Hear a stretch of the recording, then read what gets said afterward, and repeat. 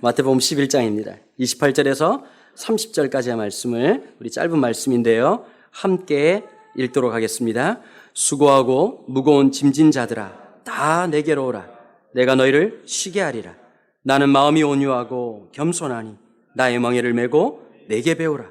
그리하면 너희 마음이 쉼을 얻으리니 이는 내 멍에는 쉽고 내 짐은 가벼움이라 하시니라. 아멘. 온유란 제목으로 이무시 목사님 말씀 전해 주시겠습니다.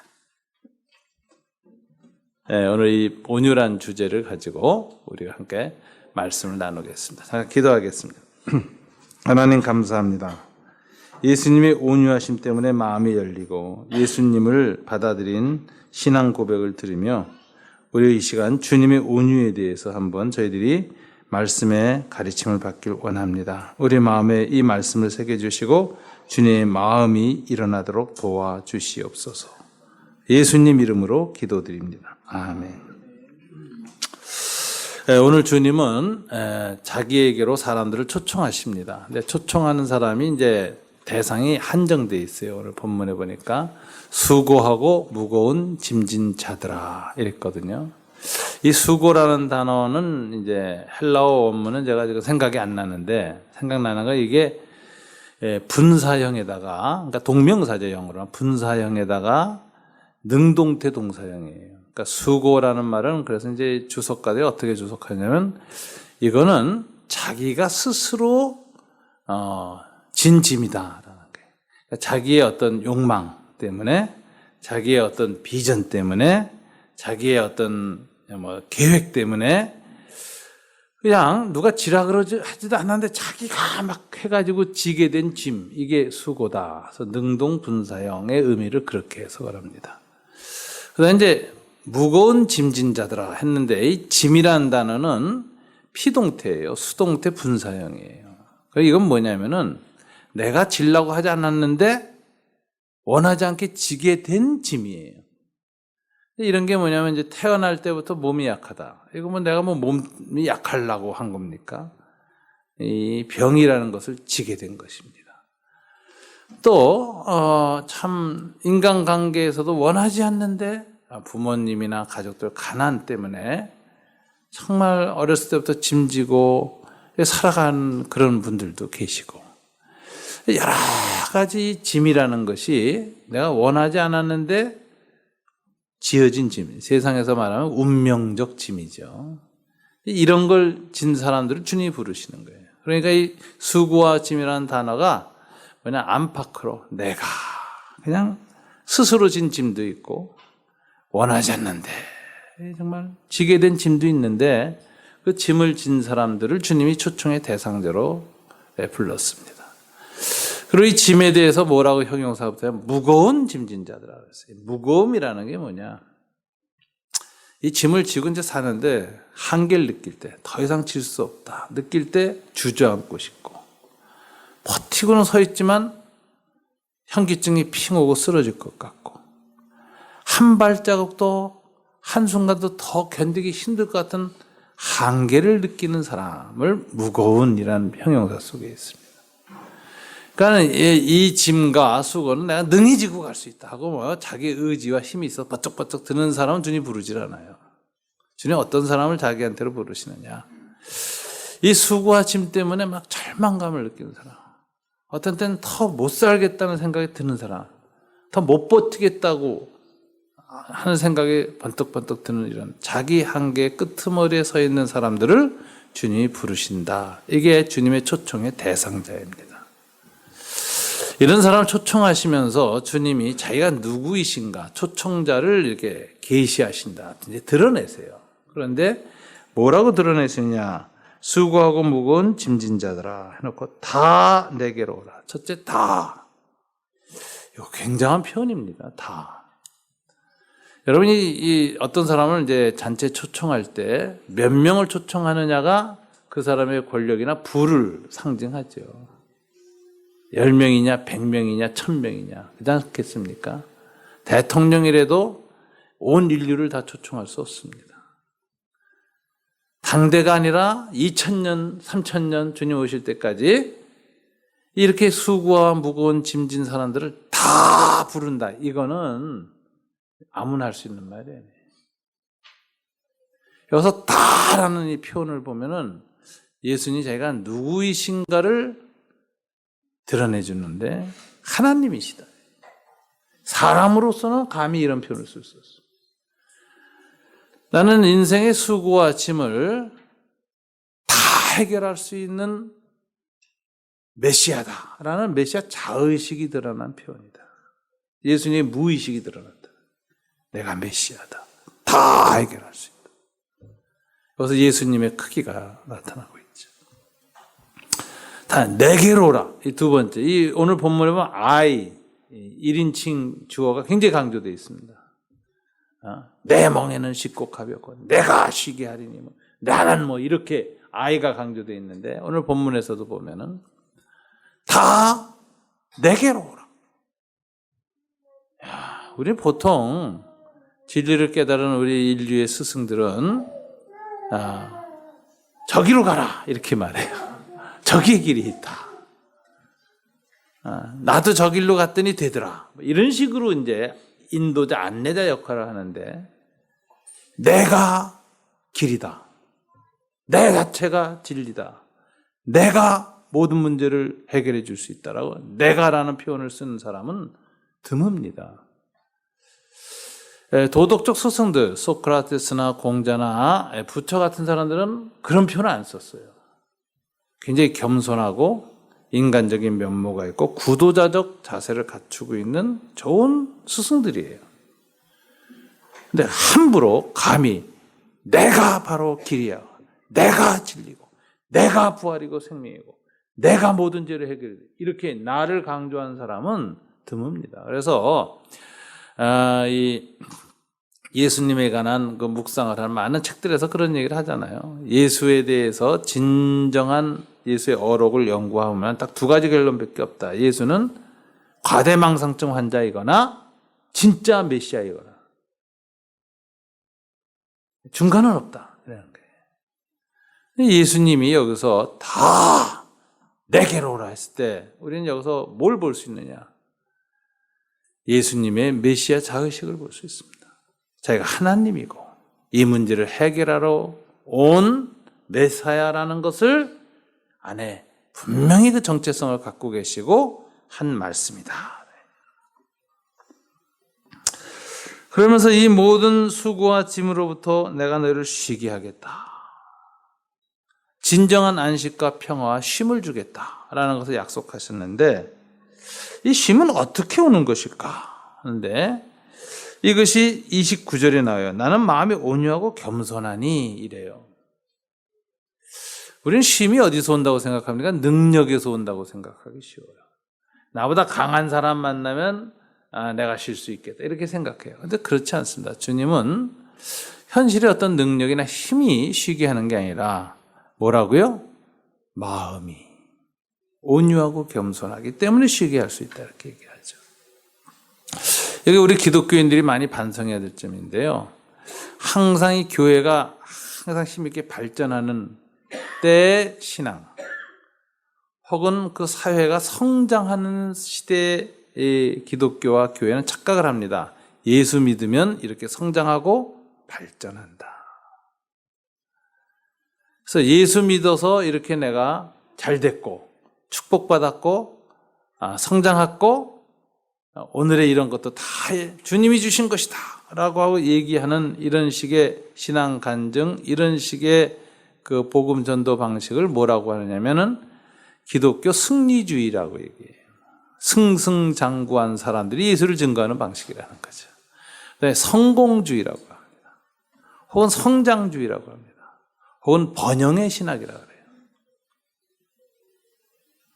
이게 우리들이 보통 예수님을 소개하는 방식이었고 전도하는 과거의 우리 방식이었죠. 예수님은 그렇게 자기를 소개하지 않습니다. 나는 힘이 세다. 나를 믿으면 능력 있는 사람이 된다. 성공한다. 승리한다. 이런 메시지를 주지 않습니다. 오히려 내가 너희를 쉬게 할 터인데 그 너희를 진정한 이 세상의 수고와 짐으로부터 다 쉬게 하는 메시아의 방식이 뭐냐? 마음의 온유함이다. 우리가 이게 인격적 복음이라는 거죠. 우리가 예수님께 매력을 느끼고 복음의 매력을 느끼고 예수님께 마음이 끌리는 것은 그분의 마음 때문에 마음의 매력이라는 거예요. 인격의 힘이 우리를 주님께로 이끄는 것이다. 주님도 수고하고 무거운 짐진 자들아 다 내게로 오라고 할 때 오라고 하는 이유는 나는 마음이 온유하고 겸손하기 때문이다. 이렇게 얘기해요. 그래서 우리가 이 복음을 전할 때 우리 그리스도인들이 마음이 온유하고 겸손한 이 그리스도의 성품이 있는 사람들이 많이 일어나고 그것이 느껴져서 마음문을 열게 될 때 정말 복음을 전하는 것이다. 오늘 정정훈 현재 간증문 이제 우리 교회 홈페이지에 이제 실리겠습니다만 참 잘 읽어보세요. 이분은 예수님의 온유와 겸손을 깨달을 때 영접하게 됐고 자기의 교만을 회개하게 됐다 하는 거예요. 예수님을 영접하게 된 이 계기가 온유다라고 이렇게 얘기했어요. 자, 예수님의 온유, 이 겸손이 바로 수고하고 무거운 짐진 자들을 주님께 나오게 하는 복음의 접촉점이었다. 이걸 우리가 깨닫게 돼요. 예수님의 온유와 겸손의 클라이맥스가 뭘까? 클라이맥스는 예수의 십자가상의 죽으심입니다. 예수님이 사람의 몸을 입고 오신 것은 사람의 육체를 입고 와야 죽을 수 있기 때문이에요. 히브리서에서 그가 우리와 같은 한 모양으로 육체를 취하신 것은 우리를 위하여 그 육체를 통하여서 죽으려 하려 하심이라. 육체를 가져야만 죽을 수 있기 때문에 육체로 죽임을 당해야만 속죄 제물이 될 수 있기 때문에 의도적으로 주님이 육체를 입고 이 땅에 오셨다라는 것인데 인간이 된 신이라는 이 메시지는 그 신의 온유와 겸손을 보여줘요. 그래서 예수님의 이 육체를 입고 오셨다는 그 아기로 태어나신 사건이나 마지막에 십자가에서 육체 갖고 죽으시는 사건에 주는 메시지는 하나님의 온유다. 하나님의 겸손이다. 우리가 예수님에 대해서 감동받고 예수를 믿게 된 것은 그분의 능력, 그분의 권능 때문이 아니라 사실은 그분의 십자가상에서의 마지막 모습 때문입니다. 우리의 마음에 남는 예수님의 마지막 라스트 엔딩은 예수님의 인격이에요. 십자가상에서 뭐라고 하셨죠? 아버지여 저들을 용서해 주십시오. 저들이 모르고 이런 일을 하고 있습니다. 이런 무한한 원수 사랑의 용서가 마지막 모습으로 딱 십자가상의 마지막 계시로 울려 퍼지는데 그걸 보면서 우리가 마음에 감동을 받는 거예요. 이 배너라는 영화를 보면요. 주다 배너가 마지막에 자기의 여종이었고 사랑하는 여자가 되는 그 에스더한테 돌아와서 하는 말이 있어요. 유대 혁명을 꿈꾸고 마음에 복수의 칼을 갈았던 그가 돌아와서 예수님 십자가의 죽으심을 보고 돌아와서 그러죠. 그분의 마지막 말씀이 내 손에서 칼을 놓게 했다. 그 배너라는 영화의 전 클라이맥스라고 봐요. 거기 뭐 피가 흘러내려서 엄마하고 여동생의 문둥병 낳는 게 아니라 그것도 이적이지만 배너의 마음에 있는 복수심, 그것을 칼을 내려놓게 한 고백, 그분의 마지막 말이 내 손에서 칼을 떨어뜨리겠다 하는 그 배너의 변화. 우리가 2000년 동안 예수를 믿는 수많은 사람들은 예수의 능력과 힘 때문에 개종을 한 것이 아니라 그분의 온유와 겸손 때문에 개종을 했습니다. 감동이죠. 그러니까 나는 마음이 온유하고 겸손하니. 예수의 온유와 겸손이 얼마나 크고 우주적인 깊이를 갖고 있는지 이분의 온유와 겸손을 마주대하는 순간 우리는 나의 온유, 나의 겸손의 한계를 보게 됩니다. 나는 온유하다고 여겼고 비교적 겸손하다고 여겼는데 아니구나. 나는 여전히 교만하구나. 나는 여전히 강박하구나. 나의 온유와 겸손의 한계를 깨달을 때 주님 앞에 머리를 숙이게 되고 당신의 온유와 겸손을 배우고 싶습니다. 자기 부정을 시작하는 것이죠. 주님을 쫓는 제자의 특징은 뭐냐? 자기를 부인하고 나를 쫓으라. 주님이 말씀하세요. 자기 부정이 계속 일어나는 과정이 제자도의 과정입니다. 제자가 된다는 건 뭐냐? 끊임없이 말씀 앞에서, 예수님 앞에서 자기 생각, 자기의 어떤 무엇들을 부정하는 거예요. 자기 부정. 그래서 내가 날마다 죽노라 했던 사도 바울처럼 자기 부정이 반복되는 과정이 참된 제자의 길이요, 믿음의 과정이다. 그래서 우리는 예수님의 이 마음의 온유와 겸손 앞에서 나의 온유와 겸손을 내려놓고 주님 앞에 은혜를 구하고 주님의 도우심을 구하는 정직한 자기 번성, 자기 성찰이 늘 있는 것, 이게 주님 앞에 바로 초청을 받은 사람들의 특징이다라는 거예요. 주님의 온유와 겸손한 마음 앞에서 자기를 발견하는 것입니다. 이런 사람에게 주님이 나의 멍에를 메고 내게 배우라 했어요. 이 배우라는 말은 우리를 제자로 부르시는 것인데, 신자에서 제자로 나아가는 이 조건이 뭐냐? 멍에를 메고예요. 그러니까 제자는 누워서 못 되고 편하게 못 돼요. 주님의 제자 학교는 입학 조건이 멍에를 메는 거예요. 주님의 멍에를 메어야 비로소 가르침이 시작되고, 멍에를 맬 때 비로소 학습 능력이 생긴다. 그래서 주님의 제자도의 스타트 라인은 멍에를 매는 것으로 시작해요. 그런지 멍에란 뭐냐인데, 이 멍에란 단어가 주 1세기에서는 랍비들이 자주 쓴 비유예요. 근데 율법의 멍에예요, 랍비들은. 그럼 예수님이 이것을 비유로 이 랍비들의 어투를 끌어다가 나의 멍에라고 썼을 때, 이 멍에는 뭐냐 하면은 바로 십자가, 복음의 멍에를, 율법과 반대다. 예수님이 이루시는, 완성하시는 율법, 완성하시는 복음, 그 십자가에서의 용서와 죽음, 온유와 겸손의 클라이맥스를 너도 매야 할 것이다.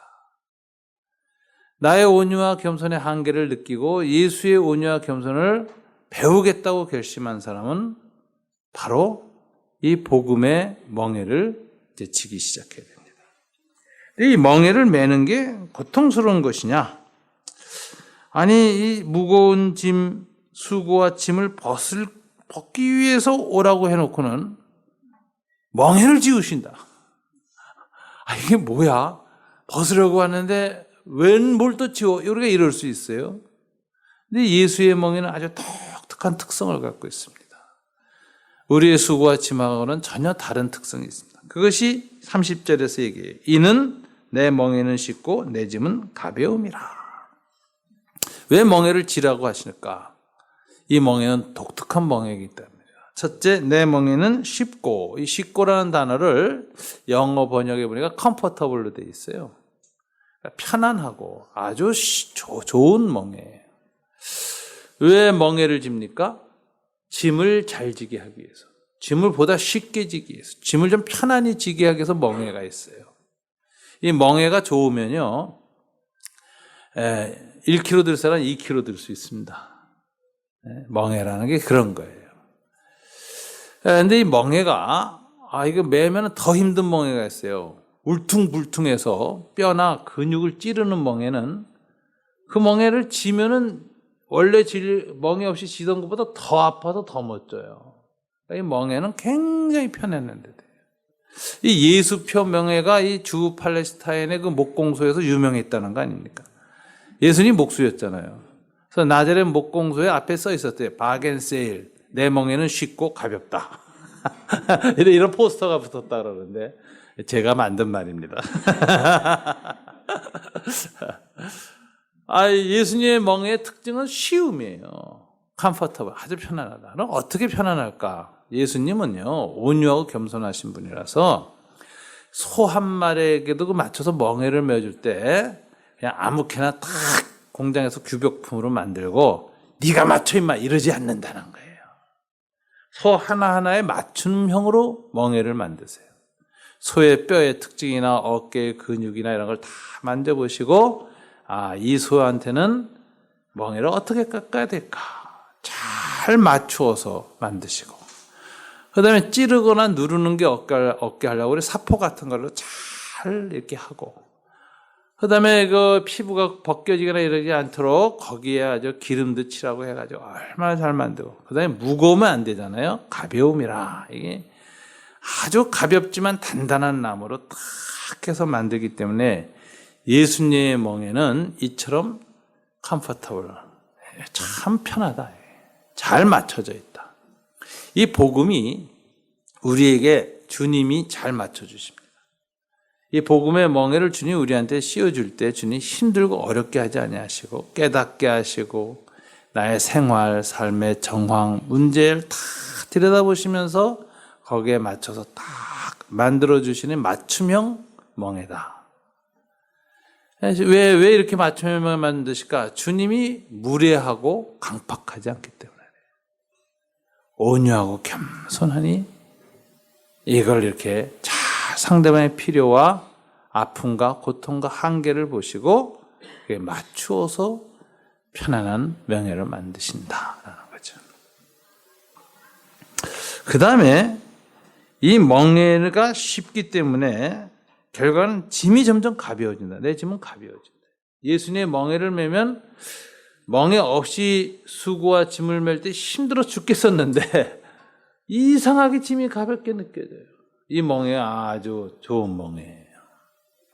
어거스틴은 그런 얘기를 했어요. 이 본문 주석하면서 예수의 멍에는 얼마나 쉽고 얼마나 가벼운지, 그리고 점점 더 가볍게 만드는지, 맨 처음에 멍에인 줄 알고 지지만 시간이 지날수록 이 멍에는 우리의 영혼을 천국으로 날아가게 하는 천사의 날개로 변한다. 이랬어요.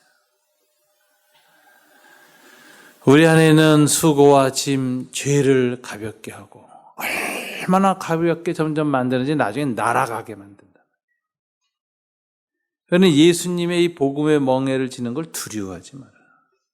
처음에는 수고와 짐에다 멍에까지 이러지만 이 멍에를 딱 지고 나면 이 복음의 멍에, 이 말씀의 멍에, 이 성령이 역사하시는 이 주님의 은혜의 멍에가 탁 지어지면 이것이 정말 편안해지고 그리고 가벼워진다. 근데 왜 편안해지고 왜 가벼워지느냐 하는데 또 어떤 주석가는 여기서 강조하는 게 내 멍에란 내라는 단어. 이 내라는 단어가 아까 주님이 직접 만든다라는 뜻이 있고, 두 번째는 주님이 그 멍에를 같이 지신다. 너의 멍에라 그러지 않고 내 멍에다 하면서 우리의 짐을 같이 지신다. 팔레스타인의 이 농사법은요, 소 한 마리에다 쟁기를 끄는 게 아닙니다.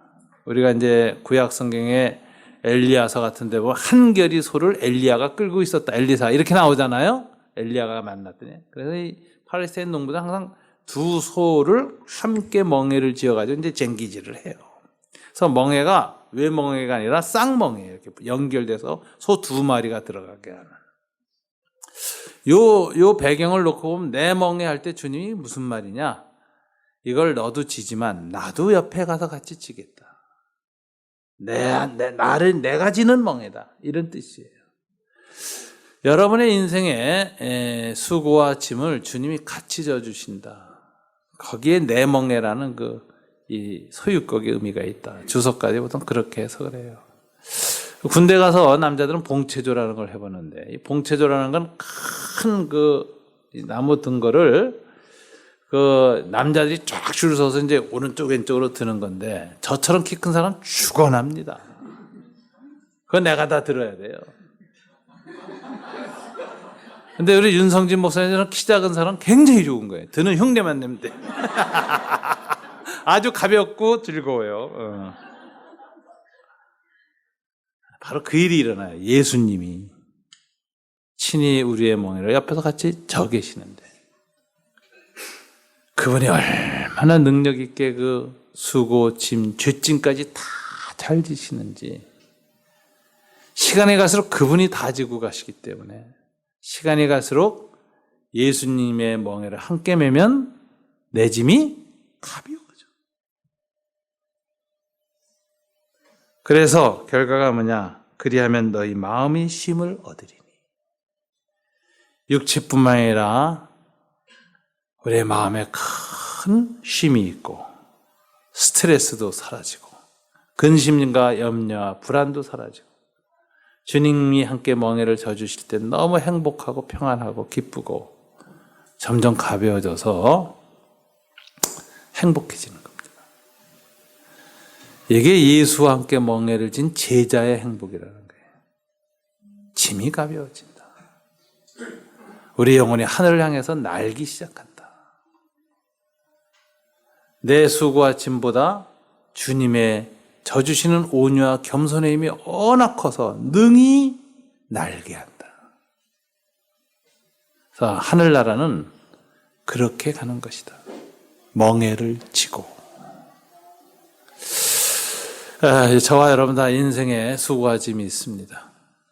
이 짐을 지고 주님께 가는 길 배우는 겁니다. 주님께. 멍에 지는 법. 수고와 짐을 지는 법을 배우는 겁니다. 근데 가장 좋은 배움은 옆에서 같이 지면서 가르쳐 주세요. 야, 이렇게 지는 거다. 이렇게 힘쓰는 거다. 온유한 그분이 저와 여러분을 져주시기 때문에 우리는 능히 하늘나라에 갈 수가 있습니다. 살고 있는 우리의 현재와 우리의 마음과 우리의 삶이 자체가 하늘이 되기를 주님 이름으로 축원합니다. 기도하겠습니다. 나의 수고와 짐을 생각해 보십시다. 여러분 스스로 진 짐도 있습니다. 원치 않는데 억지로 진 짐도 있습니다. 그걸 주시는 주님께서 다 내게로 오라고 말씀하십니다. 내가 너희를 쉬게 하겠다고 하십니다. 마음의 쉼까지 얻게 하겠다고 하십니다. 그분은 온유하고 겸손하기 때문에 그렇습니다. 그분은 멍에를 메고 내게 배우도록 우리를 배움의 자로 초청하시는데 그 멍에는 쉬운 멍에이며 주님이 함께 지시는 멍에입니다. 편안한 멍에를 주님이 함께 지시고 져주시니 그분과 함께 가는 인생의 길은 점점 가벼워집니다. 이 은혜를 우리의 남은 생애 동안에 더하여 주시옵소서. 우리 다 같이 한 5분간 기도하죠.